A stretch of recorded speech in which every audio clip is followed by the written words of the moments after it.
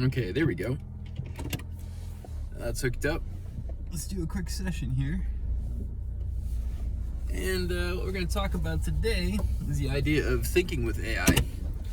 And we'll start by talking about the idea people think that people aren't going to start thinking anymore once AI becomes, well, it's already pretty prevalent now, but once it becomes even more prevalent, people will stop thinking. Like, we're going to revert to some kind of society that just, like, doesn't think. And my thoughts on that are of two.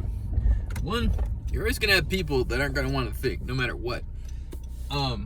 So it doesn't matter what kind of technology you've got, what kind of society you've got laid out. You're going to have people that just don't want to do that kind of work. They don't want to think. So you're not going to be able to help those folks no matter what. But that's not what this is about. How about the folks that do think? Those are the folks that can take this technology and really run with it. So if you consider yourself someone who likes to think, or are a thinker, or somebody who has to use their brain to think through the day, which I think is most of us, this can be very, very good technology. The best way I could describe it is the idea of what happened to, on a small scale, math when the calculator was invented. Ask yourself, do mathematicians use calculators today? If they're extremely good at math and they know how to think it through, do they still use a calculator? Now, I know a lot of them do not, which is funny. They'll sit there and they'll do algorithms in their head. But dollars to donuts, I guarantee your accountant's doing that.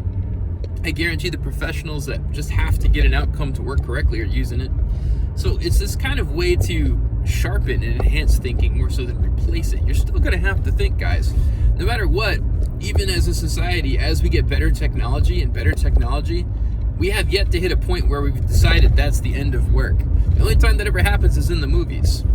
It doesn't happen as an actual society, and I don't think that's going to happen here. You're still going to have people thinking all the time.